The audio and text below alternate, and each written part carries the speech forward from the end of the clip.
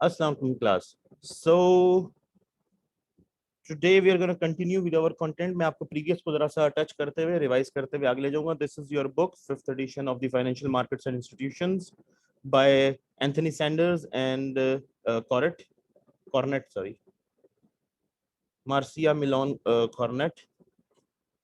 So let's move on. ये I think मैंने आप सबके लिए share की हुई है. I just think so. Okay, so let's start with the chapter right here. So introduction to the financial markets. ये हम ऑलरेडी कर चुके हैं. मैं बस आपके लिए एक बार ब्रीफ ओवरव्यू दूंगा. तो financial markets, the area through which funds flow.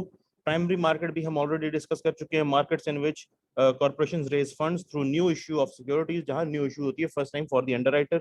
इस टेबल के अंदर आप देख सकते हैं टेबल 1.1 के अंदर कि ये सारी मार्केट्स को डिफाइन किया हुआ है. तो ये मैं आपको साथ साथ ही इंपॉर्टेंट एरियाज जो है इस बुक के वो साथ साथ हाईलाइट भी करता जाऊंगा जब मैं पढ़ा रहा हूँ.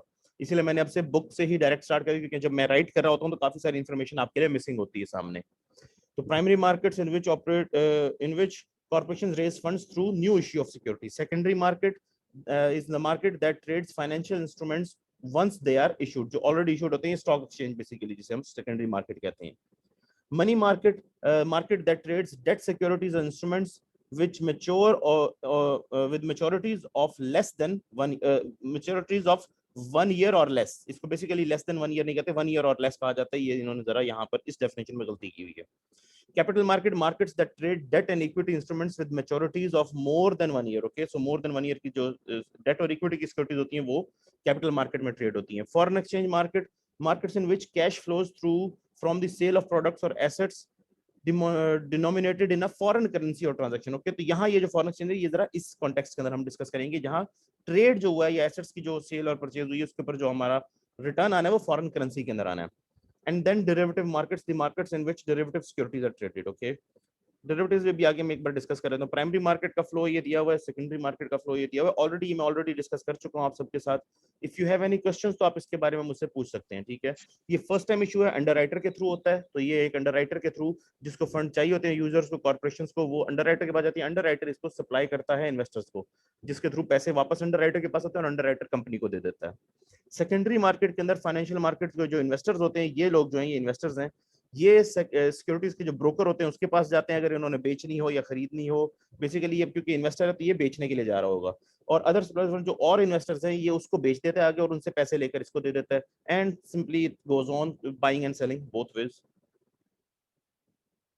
ये आपको डायग्राम बनाया कि फाइनेंशियल इंस्टीट्यूशन का फ्लो कैसे हो रहा है और फंड्स का फ्लो कैसे हो रहा है. You can see this. ये मैं आपको इसलिए दोबारा लेके जा रहा हूँ क्योंकि मैंने पहले जो आपको करवाया वो इसके थ्रू नहीं करवाया, तो वो जरा मे बी कोई चीज कंफ्यूजिंग हो, कोई चीज मिस हो गई हो, तो उसको एक बार रिपीट कर रहा हूँ. इनिशियल पब्लिक ऑफरिंग, ये मैंने आपको बताया था प्राइमरी मार्केट के अंदर इनिशियल पब्लिक ऑफरिंग होती है, the first public issue of the financial instruments by the firm. तो जो भी फर्म अपने शेयर्स पहली बार इशू करती है वो इनिशियल पब्लिक ऑफरिंग में सेल होते हैं. ये अंडरराइटर के थ्रू होते हैं प्राइमरी मार्केट के अंदर, राइट हियर. ठीक है. Now the secondary market, the market that trades financial instruments once they are issued. तो एक बार इशू हो गए उसके बाद दोबारा वो आईपीओ नहीं होता, उनको सेकेंडरी मार्केट में स्टॉक एक्सचेंज में सेल किया जाता है. इसके अंदर एनवाईएसई जैसे न्यू स्टॉक एक्सचेंज है, इसके अंदर नेस्डेक भी आ जाता है, इसके अंदर पाकिस्तान स्टॉक एक्सचेंज है. Then comes in derivative securities, a financial security whose payoffs are linked to others. ठीक है, previously issued securities. ठीक है, it could be previously issued securities or it could be anything else. तो derivative कोई भी ऐसी चीज हो सकती है जो कि अपनी वैल्यू किसी और चीज से डिराइव करती है, इसलिए इसको डेरिवेटिव कहा जाता है कि डिराइव कर रही होती है अपनी वैल्यू किसी और चीज के ऊपर. आगे इसकी डेफिनेशन ज्यादा क्लियरली आएगी. Okay, money market. इसमें सर सो ये जी, डेरिवेटिव में सर फ्यूचर फॉरवर्ड कॉन्ट्रैक्ट्स यानी करेंसी और जी इंटरेस्ट रेट बिल्कुल ही आएंगे ना, जी. और फ्यूचर्स, तो नहीं है फॉरवर्ड्स, कुछ इसमें? ऑप्शंस और स्वैप्स, ये चारों आते हैं इसके अंदर. हाँ, स्वैप आएंगे, ठीक है. ठीक है ना, ये चारों इसी सीक्वेंस के अंदर होते हैं basically. Futures, forwards, then options, then swaps. तो ये बेसिकली इनकी क्वालिटी इंप्रूव होती जाती है विद वन अनदर, लेकिन swap is a different thing. बाकी तीनों की एक सीक्वेंस है सॉर्ट ऑफ. ठीक है, तो ये अगर टाइम होगा एंड पे तो हम इनको भी डिस्कस करेंगे. आई थिंक इस के अंदर तो इंक्लूड हो ही जाएंगे सारे, तो इनको हम डिस्कस करेंगे जरूर. ठीक है ना, and towards the end of this course in detail. Money market, okay, ये मैं ऑलरेडी डिस्कस कर चुका हूँ। मनी मार्केट हो गई है। ओवर द काउंटर, हाँ ये रह गई थी, ओवर द काउंटर मार्केट। तो ये ओटीसी मार्केट बेसिकली जैसे कि आपकी ये फॉरेन एक्सचेंज होती है, आप ले जाते हैं किसी के पास पैसे, अपने रुपए दिए, डॉलर ले लिए, डॉलर दिए, पाउंड ले लिए, पाउंड दिए, यूरो ले लिए। सो वो है ओवर द काउंटर मार्केट, ठीक है ना, ओटीसी से कहा जाता है। Markets that do not operate in a specific fixed location, rather transactions occur via telephones, wire transfers and computer trading। तो ये इस तरह की मार्केट्स भी होती हैं जिसमें शेयर भी सेल होते हैं, तो वो भी ओटीसी होती हैं, ठीक है। तो कैपिटल भी ऑलरेडी डिस्कस हुई हुई है और मनी मार्केट भी ऑलरेडी डिस्कस हो गई है, अभी अभी हमने की है। मनी मार्केट के अंदर डिफरेंट हमने ये टाइप्स डिस्कस की थी, ठीक है ना। इसके अंदर मैं फर्दर डिटेल में अभी नहीं गया क्योंकि ये आगे हम डिस्कस करने वाले हैं अगले चैप्टर्स के अंदर। तो मनी मार्केट ट्रेजरी बिल्स होते हैं, ये शॉर्ट टर्म ऑब्लिगेशंस होती हैं जो यूएस गवर्नमेंट वगैरह इशू करती है या पाकिस्तान की गवर्नमेंट भी इशू करती है। फेडरल फंड्स होते हैं इसके अंदर फिर, ठीक है ना, short term funds transferred between financial institutions usually for no more than 1 day, ठीक है ना, फेडरल फंड्स होते हैं। देन रीपर्चेज एग्रीमेंट्स इसके अंदर आते हैं। रेपो इनको हमने कहा था, ठीक है, याद होगा आपको उस वीडियो के अंदर, तो रेपोज हमने इसको कहा था। रीपर्चेज एग्रीमेंट्स होते हैं agreements involving the sale of securities by one party to another with a promise by the seller to repurchase the same securities from the buyer at a specific date and price, ठीक है ना। तो वो date और price पहले से fixed होती है और पहले से उसको बेचे जा रहे हैं ये कह के कि इस डेट को इस प्राइस के ऊपर हम रीपर्चेज भी कर लेंगे, तो ये रीपर्चेज एग्रीमेंट्स होते हैं। देन कम्स इन सर ये कमर्शियल जस्ट लाइक जी बताएं। बॉन्ड या टी बिल्स टाइप हो सकते हैं। Okay, bond is just a different thing, you see bond is a different thing. नहीं, बॉन्ड एक लोन है, वो क्रेडिट, ठीक है, ये रीपर्चेज का रेपो भी एग्रीमेंट तो होता है, सर ऐसे किसी ही भी है ना। सिक्योरिटी का हो सकता है जी। रेपो भी ऐसे ही टी बिल्स की तरह ही है ना, जैसे। नहीं, अगेन अगर ये रेपो टी बिल होता तो हम इसको टी बिल के कैटेगरी में इंक्लूड ना करते, ठीक है। इनके साथ टेन्योर का फर्क होता है ना, टी बिल्स तो बहुत शॉर्ट टर्म होते हैं, ये लॉन्ग ये टर्म भी भी होते शॉर्ट हैं। टर्म है ये देखिए, मनी मार्केट इंस्ट्रूमेंट की जब हम बात कर रहे हैं, यही बात ऊपर मैंने आपको बताई थी, money market instrument for 1 year और लेस, तमाम के तमाम ये शॉर्ट टर्म है, ठीक है। ये सब डिफरेंट टाइप्स हैं उसकी। इसी तरह से कैपिटल मार्केट वाले 1 ईयर से अबव के लिए होंगे। ये जो रीपर्चेज का एग्रीमेंट है ना, ये किसी सिक्योरिटी के लिए हो सकता है। अब इसके अंदर, अच्छा आप जो समझ रहे हैं मैं वो भी समझाता हूँ, हो सकता है इसमें बॉन्ड्स भी इन्वॉल्व हो, repurchase of any financial security हो सकती है, ठीक है ना, फाइनेंशियल इंस्ट्रूमेंट हो सकता है, ठीक है। इसमें बॉन्ड भी हो सकता है, इसमें शेयर भी हो सकता है कि आपने किसी को बेचे और उसके साथ एग्रीमेंट हो गया कि इस डेट को आप इस प्राइस के ऊपर उससे रीपर्चेज भी कर लेंगे।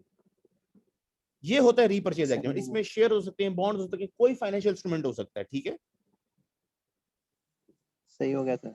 I think now you got the point, ठीक है। तो ट्रेजरी बिल भी हो सकता है इवन कि उसने किसी को बेच दिया, लेकिन क्योंकि ये शॉर्ट टर्म के होते हैं तो एक शॉर्ट टर्म के लिए रीपर्चेज का एग्रीमेंट हो जाता है बेसिकली। तो ये भी मनी मार्केट के अंदर ही ट्रेड हो सकते हैं बेसिकली।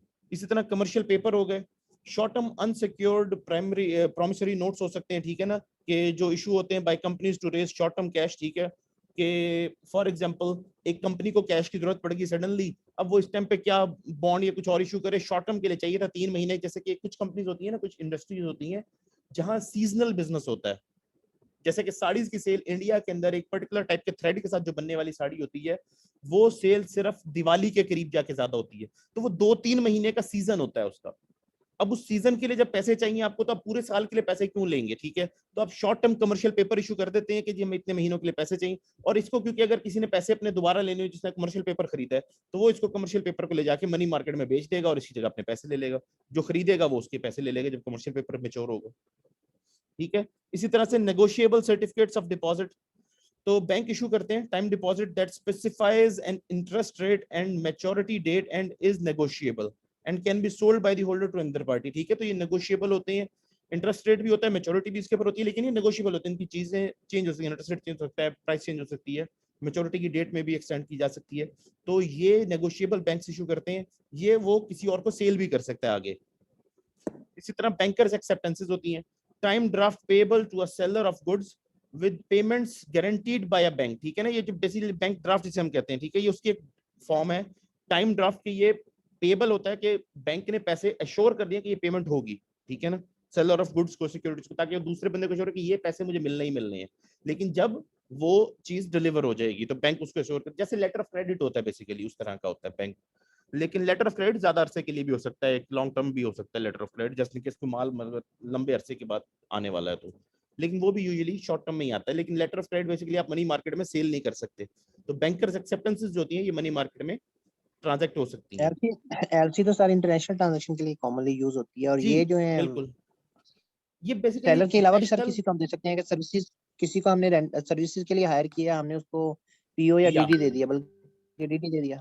बिल्कुल, ये सेलर के बेसिकली अलावा भी डीडी ये से थोड़ा सा दे सकता है डिफरेंट होगा, बैंकर। ठीक है। I don't know exactly DD को बैंकर्स एक्सेप्टेंस कहा जा सकता है कि नहीं। ये बेसिकली दूसरी पार्टी ने जो गुड असल में सप्लाई सर किया ना गारंटी तो उसको गारंटी, बिल्कुल गारंटी के तौर के ऊपर बैंक दे देता है। लेकिन इसमें एक गारंटी जो है ना सर, असल में फीचर ये है क्या मैं आपको करते वो भी हैं बता दूं। इस केस में। जी जी। हाँ, मैं इसमें ये कहना चाह रहा था कि इसमें ना बैंकर क्या करते हैं कि वो कस्टमर के अकाउंट से पैसे लेके अपने पास रख लेते हैं, गारंटी इसीलिए कर यस रहे होते हैं ना। एग्जैक्टली, सेम एलसी हाँ, तो वाला ही इसमें प्रोसीजर है, सेलर के एलसी अलावा में भी भी यही पार्टी हो करते हैं। सकती है। हाँ जी, एलसी तो सर उसकी सर्टन आपने सेल्फी भी ओडी की होती है ना, उसके अगेंस्ट भी शो हो सकती है। या हाँ उसमें ये आपके भी है अकाउंट से बिल्कुल। नहीं चार्ज करते हैं लेकिन हाँ एवरी ये टाइम। चार्ज हो जाते हैं, ये बैंक की गारंटी होती है कि बैंक ने ये पैसे चार्ज करनी है और दूसरे कस्टमर को मिलकर ही रहेंगे अगर आपका ऑर्डर सही डिलीवर हो जाता है। इस तरह की एक डीलिंग होती है, ठीक है ना। इसमें यह है कि ये जो बैंकर्स एक्सेप्टेंस है ये एक्चुअली रीसेल भी हो सकती है। फॉर एग्जांपल आपने माल सप्लाई कर दिया, अब वो पहुंचने में टाइम लगना है, जब तक पहुंचेगा नहीं तब तक वो जो बायर है वो बैंक को ओके नहीं देगा कि इसको अपने ट्रांजेक्शन क्लियर नहीं करनी, ठीक है ना। तब तक आपका वो बैंकर्स जो एक्सेप्टेंस है उस डेट तक का होगा कि उस डेट तक एक्सटेंड वो रहेगा, ठीक है।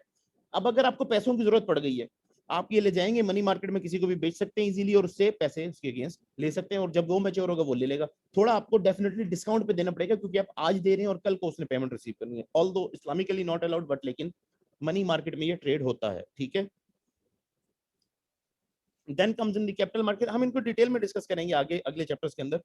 कैपिटल मार्केट के इंस्ट्रूमेंट्स क्या होते हैं? कॉर्पोरेट स्टॉक, ये जो इक्विटी के शेयर्स होते हैं बेसिकली, जो आप स्टॉक एक्सचेंज के ट्रेड कर रहे होते हैं। Fundamental ownership claim of public corporations. Then mortgages, ठीक है जी। कैपिटल मार्केट की ये लॉन्ग टर्म के लिए होती है, इसलिए मॉर्गेजेस भी इसके अंदर है। तो ये मैं आपको एक्सप्लेन कर चुका हूँ कि जरूरी नहीं है सिर्फ होम के ऊपर, बेसिकली कोई प्रॉपर्टी या कोई चीज आपकी गिरवी रख के जो चीज आपको लोन दिया जाता है फॉर एनीथिंग, किसी भी चीज के लिए हो सकता है, वो मॉर्गेज होता है। जो घरों के लिए लिया जाता है इसको मॉर्गेज समझा जाता है, वो इसलिए क्योंकि घर जो लिया जा रहा था उसी को मॉर्गेज कर लेता है बैंक।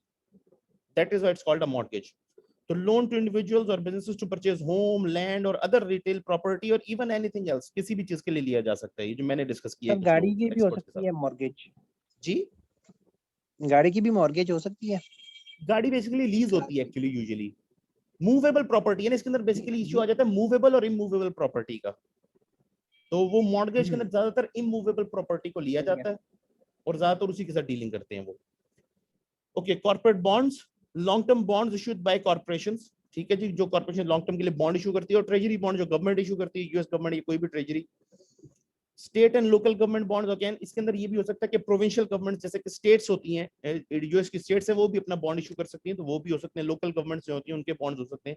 यहाँ तक कि म्यूनिसिपल बॉन्ड्स भी होते हैं, और यूएस के अंदर ऐसे भी हैं जो जिनकी लाइफ इंडेफिनेट है, बस एक बार आपने लिए तो ये चलते ही जाएंगे for ever.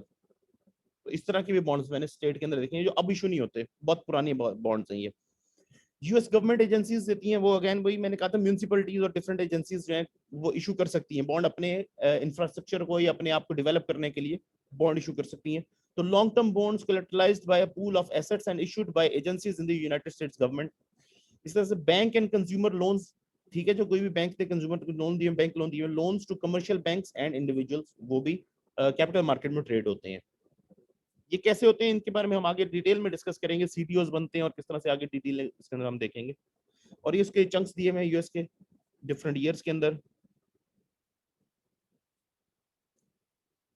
Derivative security, the market basically security market, जहां पर डेरिवेटिव सिक्योरिटीज एक्सचेंज होती हैं वो डेरिवेटिव सिक्योरिटी मार्केट्स हैं। ओके, डेरिवेटिव सिक्योरिटी, ये डेफिनेशन बेटर है इसकी। An agreement between two parties to exchange a standardised quantity of an asset at a predetermined price on a specified date in the future. हाँ, future की डेट होगी, predetermined price होगी और एक certain quantity of an asset या चीज होगी। सिक्योरिटी भी होती है, फाइनेंशियल इंस्ट्रूमेंट भी हो सकता है ये। Okay, financial institutions, you know, any institution, ठीक है, that performs the essential functions of uh, uh, channeling funds from those with surplus funds to those with shortage of funds, that is a financial institution. इसके अंदर different types of financial, commercial banks आ गए, thrifts आ गए, insurance companies हो गई, securities firms and instrument bank, investment banks हो गए, finance companies हो जाती हैं, mutual funds, hedge funds, pension funds. You can read through the details, ठीक है, but I think you have the idea of all of these institutions. किसी को अगर किसी का आइडिया नहीं तो वो पूछ सकता है।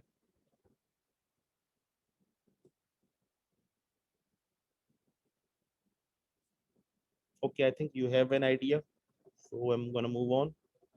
क्योंकि ये एक्चुअली हम ऑलरेडी कर चुके हैं, मैंने इसकी डिटेल नहीं दी थी, इसलिए मैंने एक बार आपसे पूछा। अगर अभी भी किसी को कोई कंफ्यूजन है, यू कैन आस्क, ठीक है, यू कैन सी दिस, मैं आपके सामने भी रख देता हूँ।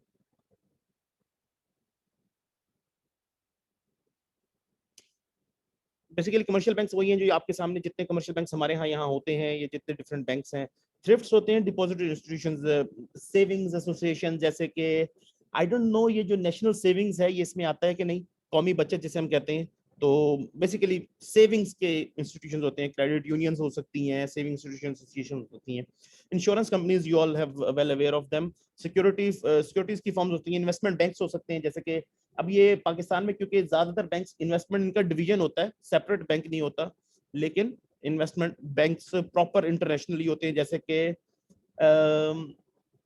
2008 के फाइनेंशियल क्राइसिस में लीमन ब्रदर्स जो था वो एक इन्वेस्टमेंट बैंक था बहुत बड़ा, ठीक है।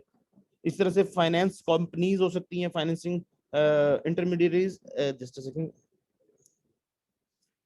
जो बोथ सर जेपी इंडिविजुअल्स को भी मॉर्गन लोन भी देती हैं, बिजनेस को भी लोन। इन्वेस्टमेंट बैंक है। जी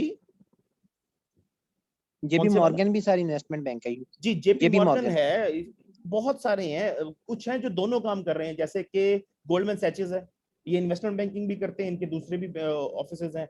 इस तरह से जेपी मॉर्गन आई थिंक ये दोनों के अंदर ही है। इस लेकिन जो लीमन ब्रदर्स थे वो प्योरली इन्वेस्टमेंट बैंकिंग कर रहे थे, वो कमर्शियल बैंकिंग कर ही नहीं रहे थे। तो इस तरह से बहुत सारे हैं, गोल्डमैन सैचेस हो गया, उसके अलावा ब्रिटेन के जो है बार्कलेज हो गया, टू मैनी। पाकिस्तान के तकरीबन सारे ही करते हैं, लेकिन इनकी सिर्फ एक सेपरेट ब्रांच होती है हेड ऑफिस के अंदर, इन्वेस्टमेंट बैंकिंग ब्रांच। यूजुअली लेकिन सर बाकी अलाइड सारे बैंक कमर्शियल है बैंक्स ही हैं, सबके पाकिस्तान हैं। में। एबीएल का सर ज्यादा स्ट्रॉन्ग यूनिट है, उसको बेस्ट एबीएल तो बड़ा है ना, बहुत परफॉर्मेंस पुराना अवार्ड है, भी बहुत मिला बड़ा है उनका, एक आउटरीच काफी है उनके पास, फंड्स काफी हैं। है। हाँ जी ओके ऐसा ही है, लेकिन एचबीएल कम है, या 50% है तकरीबन एबीएल का ना इन्वेस्टमेंट बैंकिंग में। कंज्यूमर बैंकिंग में तो वो टॉप पे है। Definitely. Okay, then comes in finance companies, जो इंडिविजुअल्स और बिजनेसेस दोनों को लोन देती हैं, तो वो फाइनेंसिंग कंपनीज हो सकती हैं। म्यूचुअल फंड, इसमें लीजिंग की भी आ जाती हैं, डिफरेंट फाइनेंसिंग कंपनी सारी इंक्लूड हो जाती हैं। म्यूचुअल फंड्स हो जाते हैं, ठीक है जी। अब ये होते हैं कि कलेक्टिव पूल होता है लोगों के फाइनेंसेस का, इंडिविजुअल्स का, कंपनीज का भी हो सकता है इवन के, और ये इन्वेस्ट कर देते हैं in their resources in a diversified portfolio of asset, ठीक है। तो मैं इसको सिंपल वर्ड्स में म्यूचुअल फंड्स आपको एक्सप्लेन कर देता हूँ। म्यूचुअल फंड ये होते हैं कि एक पोर्टफोलियो बनाते हैं इन्वेस्टर्स, एक्सपर्ट्स मिलकर ना, एक पोर्टफोलियो बनाते हैं कि इस कंपनीज के अंदर इन्वेस्ट करना चाहिए। पोर्टफोलियो मैं आप सबको एक्सप्लेन कर चुका हूं कि क्यों बनाते हैं, डाइवर्सिफिकेशन के लिए बनाते हैं। एक सिक्योरिटी है जो बूम के अंदर जो है बहुत अच्छा परफॉर्म करेगी, और रिसेशन के अंदर जो है बहुत बुरा परफॉर्म करेगी। इलेक्ट्रॉनिक्स हो गए, इस तरह की चीजें होंगी, कार मैन्युफैक्चरर्स हो गए। एक वो है जो बूम के अंदर बिल्कुल कम परफॉर्म करेगी और रिसेशन में बहुत अच्छा परफॉर्म करेगी, ठीक है जी। जो एसेंशियल्स है, नेसेसिटीज हैं, पोटैटो हो गया, इस तरह की चीजें हो गई, इनको सेल करने वाले लोग हो गए, फार्मिंग और इसकी रिलेटेड। एक वो सर है जो जैसे नॉर्मली मेडिकल, चलती रहती है, वॉलमार्ट टाइप के, जो हर सिचुएशन में एक इक्वल लेवल पे चलेगी, क्योंकि कोई नमक या बेसिक नेसेसिटीज परचेज करना तो बंद ही कर देगा ना। जी बताएं। मैंने कहा जैसे अभी सर मेडिसिन वालों ने कमाया है कोविड में, या कि अभी इकोनॉमिकली देखा जाए तो रिसेशन ही आया ना। एग्जैक्टली, तो इस तरह और के लोगों ने डिफरेंट बहुत हो गया कमाया। ना, क्योंकि आप मेडिसिन बंद तो नहीं कर सकते रिसेशन के अंदर लेना, तो वो रिसेशन में भी चलेगी, ठीक है ना। कुछ चीजें इलेक्ट्रॉनिक्स वगैरह वो लोगों ने स्पेंडिंग डिले कर दी कि इलेक्ट्रॉनिक्स अभी नहीं लेते, कार अभी नहीं लेते, ये चीजें बाद में भी ली जा सकती हैं, अभी जॉब सिक्योरिटी ज्यादा इंपॉर्टेंट है, तो पैसे बचा के रखो। तो वो जो है ना, इस तरह की सारी सिक्योरिटीज के अंदर थोड़ा थोड़ा चंक इन्वेस्ट कर देते हैं हम, ताकि एक ही जगह पे सारे पैसे ना हो कि रिसेशन आए तो सब डूब जाए, या रिसेशन है तो बहुत अच्छे मिल जाए, जब बूम आए तो फिर सारे डूब जाए। तो इसलिए हम ये डिफरेंट सिक्योरिटीज में इन्वेस्ट करते हैं। वो इससे होता ये है कि आपका रिस्क ओवरऑल जो है ना, वो एक लाइन के अंदर, एक रेंज के अंदर रहता है, बहुत ज्यादा बढ़ता नहीं है। ये आपस में कुछ सिक्योरिटीज एक दूसरे को कैंसिल आउट कर रही होती है, इसलिए ये नहीं कि कभी बिल्कुल ही पैसे बहुत ज्यादा आ जाएंगे, कभी बिल्कुल ही नहीं आएंगे, उल्टा नुकसान हो जाएगा, अपने पैसे भी डूब जाएंगे ओरिजिनल। तो ये होता है कि एक मॉडरेट रिस्क के साथ एक अच्छा रिटर्न आता रहता है जब आप डाइवर्सिफाइड पोर्टफोलियो बनाते हैं। ये पोर्टफोलियो थ्योरी है, फिर वो पूरा मुझे उस तरफ जाना पड़ेगा, पोर्टफोलियो थ्योरी की तरफ। अगर इसमें कंटेंट में हुई तो मैं डिस्कस करूंगा, लेकिन ये आपने इन्वेस्टमेंट एनालिसिस में पढ़ी होगी। तो अकॉर्डिंग टू दैट, हम एक म्यूचुअल फंड्स वाले जो होते हैं वो ये एक्सपर्ट्स बैठे होते हैं, ये एक पूरा पोर्टफोलियो डिजाइन करते हैं, और ये जो इसका पोर्टफोलियो डिजाइन करके जैसे इतने इतने पैसे हम इन्वेस्ट करेंगे, फिर वो जो पैसे हैं वो मार्केट से उठाए जाते हैं, ठीक है ना। लोगों को कहा जाता है कि म्यूचुअल फंड बनाया गया, आप इसमें पैसे लगाएं, लोग म्यूचुअल फंड खरीद लेते हैं, और इन्वेस्टमेंट बैंक्स भी कर सकते हैं इसमें अंदर इन्वेस्टमेंट, कंपनीज भी कर सकती हैं, कोई भी जो एक अच्छी सिक्योरिटी में इन्वेस्ट करके अच्छा रिटर्न लेना चाहे, तो इनके अंदर इन्वेस्ट कर देते हैं। ये हाईली रिस्की सिक्योरिटी भी रखते हैं, ये मॉडरेट रिस्क भी रखते हैं, ये सेफ सिक्योरिटीज भी रखते हैं, ठीक है। सब में ये इन्वेस्ट कर देते हैं पैसे, वही वाले जो आते हैं। अपनी फीस चार्ज कर लेते हैं, और इनकी फीस होती है कि एनुअल वगैरह जो जितने भी अरसे बाद ये उसको म्यूचुअल फंड की परफॉर्मेंस देखते हुए उसको दोबारा सेट करते हैं कि इस सिक्योरिटी की जगह इसमें इन्वेस्ट कर देते हैं, इसकी जगह इसमें कर देते हैं, तो वो अपनी फीस चार्ज करते हैं ये, और उसके अगेंस्ट आपका एक म्यूचुअल फंड सेटअप करके लोगों को शेयर बेच देते हैं। इससे ये होता है कि एक गरीब बंदा जो है, आम बंदा जिसको कोई सेंस नहीं है मार्केट में इन्वेस्ट करने की, वो जाके एक म्यूचुअल फंड खरीद लेगा, 100 रुपए 200 रुपए या जो भी 1000 रुपए का एक ले लेगा। अब उसके 1000 रुपए इन्वेस्ट हो गए, उसको उस पर रिटर्न आता रहेगा। अदरवाइज उसको पता ही नहीं मार्केट में कहाँ इन्वेस्ट करना है, रिस्क डूब जाए बच जाए, he doesn't know. Mutual fund safe है, वो वहां जाके इन्वेस्ट करके अपने पैसे वो डाइवर्सिफाइड पोर्टफोलियो का पार्ट बन जाएगा, इसलिए उसके लिए बेनिफिट है ये।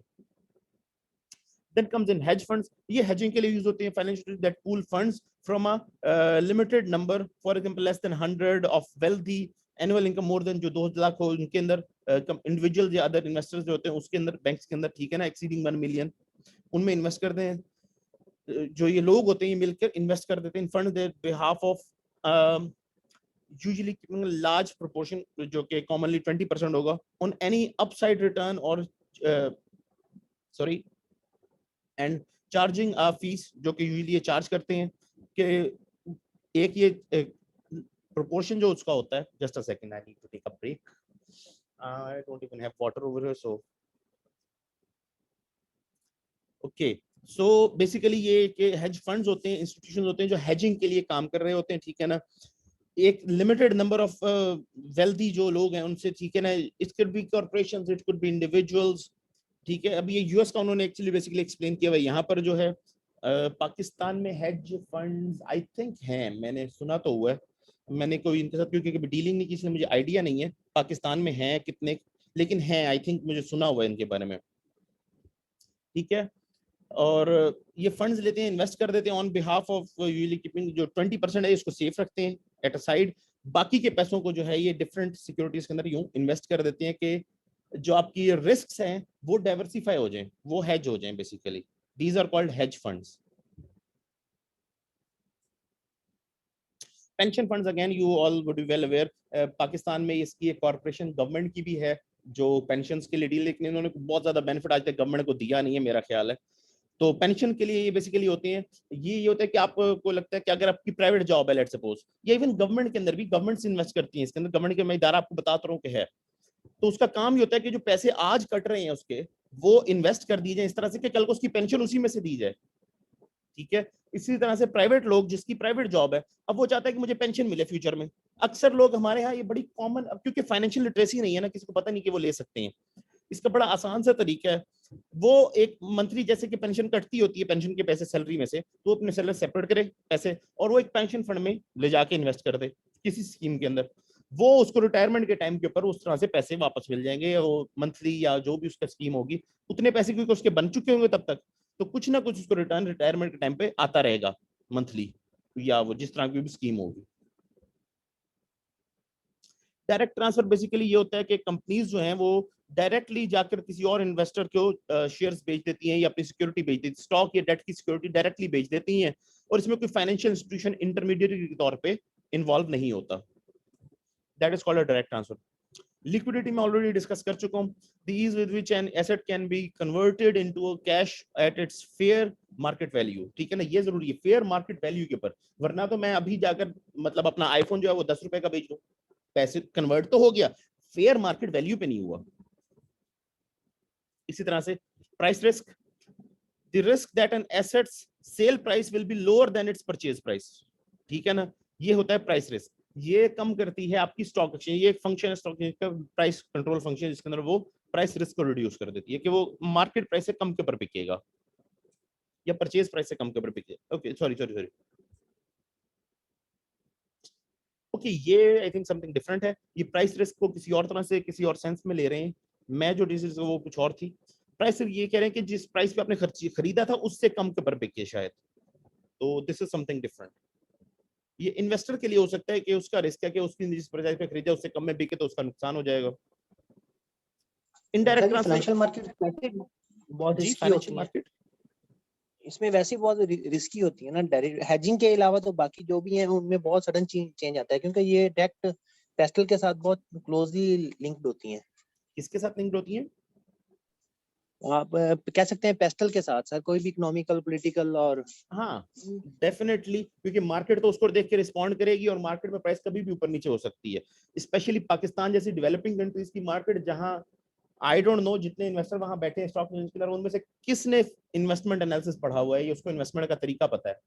ज्यादातर एक भेड़ चाल में चल रहे थे, बड़े इन्वेस्टर ने ये कर दिया, लगता है ये होगा, ये गवर्नमेंट आई है तो इस तरफ जाएगी मार्केट, वो उसके हिसाब से ट्रांजेक्शन कर रहे हैं ज्यादातर लोग। गॉसिप और रूमर्स के ऊपर ही मार्केट चलती है ना ज्यादा। जो मेच्योर हैं वो तो बहुत ही आगे चले गए हैं ना, वो तो या इनसाइडर इन्फॉर्मेशन लेके बैठे होते हैं। एग्जैक्टली और अगेन पाकिस्तान जैसी कंट्री में तो free access to all information भी नहीं है। अब एनवाईएससी है, वो तो कहती है फ्री एक्सेस और हर बंदे को देंगे आप। पाकिस्तान की उतनी रेगुलेशन भी स्ट्रांग नहीं है और फ्री एक्सेस है भी नहीं सबको, कुछ लोगों को ज्यादा नॉलेज होता है, कुछ को कम होता है एक चीज के बारे में, तो वो डेफिनेटली ऐसा प्राइस ही है। रिस्क उसके अंदर आ जाता है कि एक बंदा नया आया है, गेन उसने कुछ करते हैं परचेज सर किया और लोग जो कल है। को वो सस्ती हो जाए। यस अभी सर लेटेस्ट ये हुआ है, ये हमारे जो कोटद्दू पावर प्लांट है उसकी इन्फॉर्मेशन थी गवर्नमेंट के साथ जो डील थी, जिनको या पता चल गया उन्होंने डबल कमा लिया, 100% रेस कमाया एग्जैक्टली है एक महीने की इन्वेस्टमेंट पे। या ऐसे ही होते हैं यहाँ जितने भी आपके ये गवर्नमेंट के इवन ब्यूरोक्रेट्स हैं, ये सबको पता होता है क्योंकि किस चीज का क्या होने वाला है, किस तरफ से किस चीज का रास्ता निकलने वाला है, तो ये उस एरिया की पहले या कहाँ पर नया बड़ा प्रोजेक्ट बनने वाला है वो जगह पहले खरीद ली उसके अराउंड की, वो ताकि महंगी बेचेंगे बाद में गवर्नमेंट को। So this sort of thing happens, क्योंकि इसको हम कहते हैं एसिमेट्रिक इन्फॉर्मेशन, कि आपके पास कुछ लोगों के पास इन्फॉर्मेशन बहुत ज्यादा है और कुछ के पास बहुत कम है, जबकि एक परफेक्ट मार्केट के अंदर सबके पास इन्फॉर्मेशन इक्वली अवेलेबल होनी चाहिए और इंस्टेंटली अवेलेबल होनी चाहिए लेटेस्ट इन्फॉर्मेशन। सो इनडायरेक्ट ट्रांसफर हम डिस्कस करें, transfer of funds between suppliers and users of funds through a financial institution. ये इनडायरेक्ट ट्रांसफर होता है, वो डायरेक्ट ट्रांसफर होता है जहां पर वो फाइनेंशियल इंस्टीट्यूशन को इन्वॉल्व नहीं करते और डायरेक्टली दूसरे को दे देते हैं। जब बड़े इंस्टीट्यूशन आपस में करना हो तो वो ऐसे कर लेते हैं, डायरेक्टली एक दूसरे डीलर फाइनेंशियल इंटरमीडियरी नहीं लाते क्योंकि वो अपनी फीस चार्ज करेगा। ये उसकी एक डायग्राम आ गई आपके लिए, you can go through it. अब फाइनेंशियल इंस्टीट्यूशन जो सर्विसेज प्रोवाइड करते हैं, ठीक है ना, services benefiting suppliers of funds, जो सप्लाई कर रहे होते हैं उनको मॉनिटरिंग कॉस्ट उसकी ले देते होते हैं, ये चार्ज सर्विसेज ये बेसिकली उनको प्रोवाइड कर रहे होते हैं, उसके अगेंस्ट ये चार्जेस ओके या we are just left with 10 minutes in this session, तो फिर हम दोबारा इस सेशन को कंटिन्यू करें, मैं दोबारा लिंक भेजूंगा, आप सब फिर ज्वाइन कर लीजिएगा।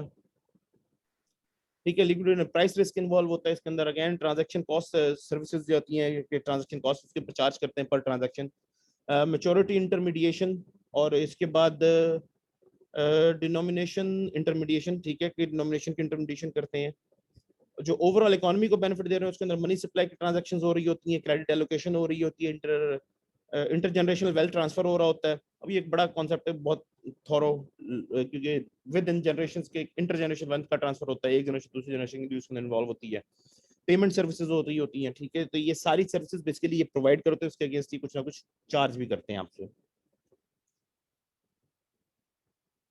Okay, delegated monitor, an economic agent appointed to act and on behalf of smaller investors in collecting information and or investing funds on their behalf, के उसकी behalf के पर कोई और information लेकर करके उनके लिए इन्वेस्ट करे। जैसे मैंने बताया कि म्यूचुअल फंड का एक बंदा एक्सपर्ट को वो हायर कर लेते हैं और वो अपनी चार्जेस ले लेते हैं, तो उसी टाइप का है कि कोई एक ग्रुप है वो अपने लिए एक एक्सपर्ट को हायर कर लें और उसको पे करके उससे इन्फॉर्मेशन कलेक्ट करवा के इन्वेस्टमेंट डिसीजन कर लें।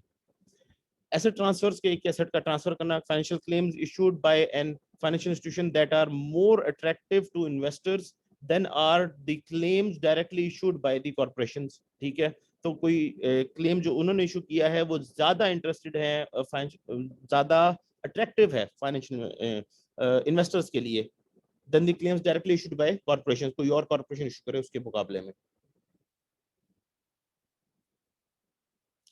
डाइवर्सिफाई ऑलरेडी मैं कई बार बता चुका हूं कि the ability of an economic agent to reduce risk by holding a number of securities in a portfolio. Economies of scale, the concept ये आपको सबको पता ही होगा, इकोनॉमीज ऑफ स्केल कि जितना बड़ा ऑपरेशन होगा उतना ज्यादा आपको बेनिफिट होगा, डिफरेंट इकोनॉमीज आपको हासिल होंगी। The concept that cost reduction in trading and other transaction services results from increased efficiency when financial institutions perform those services, ठीक है, क्योंकि बड़ा इंस्टीट्यूशन जब वो परफॉर्म करेगा तो डेफिनेटली कॉस्ट सेविंग होगी, इकोनॉमीज ऑफ स्केल मिलेंगी, आपकी बाइंग पावर ज्यादा है, परचेजिंग पावर ज्यादा है, बार्गेनिंग पावर ज्यादा हो जाती है, तो ऑपरेशनल इकोनॉमीज भी होती हैं, फाइनेंशियल इकोनॉमीज भी होती हैं, तो वो बेसिकली मिलकर इकोनॉमीज ऑफ स्केल बनाती हैं। तो एक बड़ा इन्वेस्टर जब आएगा तो फाइनेंशियल इंस्टीट्यूशन इन्वॉल्व होगा तो इकोनॉमीज ऑफ स्केल डेफिनेटली अकर होंगी। Then e-trade, buying and selling shares on the internet, that is e-trade.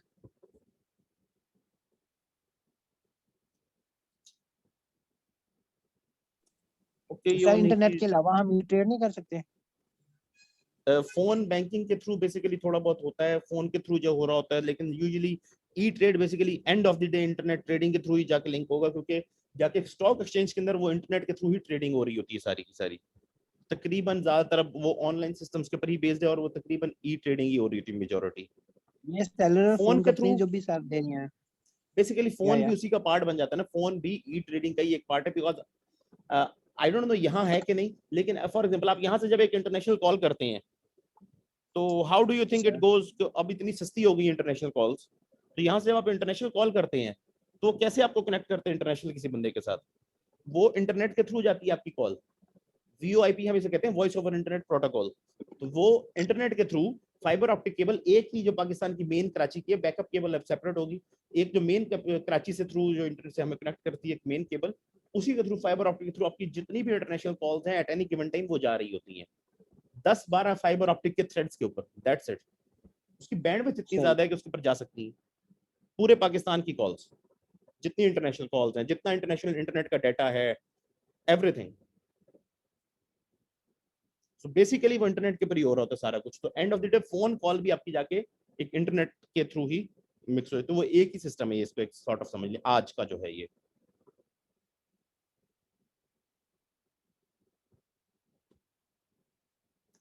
Okay, different services जो वो प्रोवाइड कर रहे हैं। रेगुलेशंस मैंने बहुत ज्यादा डिटेल में डिस्कस नहीं, यूएस की क्योंकि ज्यादातर बुक्स के अंदर दी हुई हैं, पाकिस्तान की मेरे पास बहुत ज्यादा है नहीं, लेकिन अगेन रेगुलेशंस होती हैं हर कंट्री की, और उनके इंस्टीट्यूशंस होते हैं, जैसे हमारा SECP securities and exchange commission of Pakistan, और अगेन स्टॉक एक्सचेंज की अपनी रेगुलेशंस हैं। सर ये मोरलेस तकरीबन सेम होती हैं, जो यूएस वाली है ना वो यूजुअली ही सेम फॉलो कर होती रहे हैं, होते हैं डाउन द और लाइन ना। बेसिक वजह मैं आपको उसमें बता देता हूँ। Little bit amendment. पाकिस्तान के अंदर जो लोग बैठे होते हैं वो एज इट इज यूएस वाली उठा के अडॉप्ट करते हैं, लेकिन इनमें चेंजेस होते हैं, उनकी बहुत स्ट्रिक्ट है, वो रेगुलरली उसको अपडेट करते रहते हैं, कई लॉज उनके बड़े स्ट्रिक्ट हैं, उनको फॉलो किया जाता है। पाकिस्तान उनको अडॉप्ट कर लेता है, कई चीजें हमारे यहाँ इंप्लीमेंट नहीं होती, जैसे कि कंपटीशन कमीशन ऑफ पाकिस्तान है, ठीक है, उन्होंने कई ऑर्गेनाइजेशंस को फाइन किए कंपटीशन ना करने पे, मोनोपोली क्रिएट करने के ऊपर, कार्टेलिंग के ऊपर। वो क्या करती हैं, वो जाएंगी जाके स्टे लेकर आ जाएंगी। अब हाई कोर्ट का स्टे लिया हुआ, उन्होंने स्टे लिया हुआ तो पड़ा हुआ है कई साल तक, तो वहां पर आप इतने अरसे तक स्टे लेकर नहीं रह सकते उसके साथ, वहां उसके ऊपर इंप्लीमेंटेशन होगी और अप्लाई भी होगा, और नए रूल्स भी कॉन्स्टेंटली बनाए जाते रहते हैं, और उनको वो फॉलो करते हैं। That is the major difference जो दोनों में है। बेसिकली तो यहाँ के हमारे जितने लॉज होते हैं हम ज्यादातर वहां से कॉपी कर लेते हैं, that is why they are the same, क्योंकि हम उनके लॉज को अडॉप्ट करते हैं, बनाने वाले वो हैं, बेसिकली रेगुलेटर्स हैं, डिफरेंट इंस्टीट्यूशंस हैं जो इंटरनेशनली लॉज बना रहे होते हैं, हम उन्हीं को अडॉप्ट कर लेते हैं।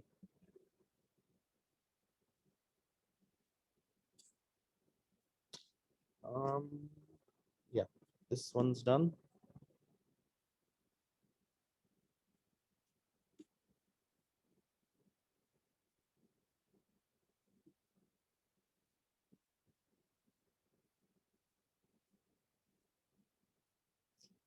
Okay, determinants of interest rate chapter 2 जो हम आज डिस्कस करने वाले हैं।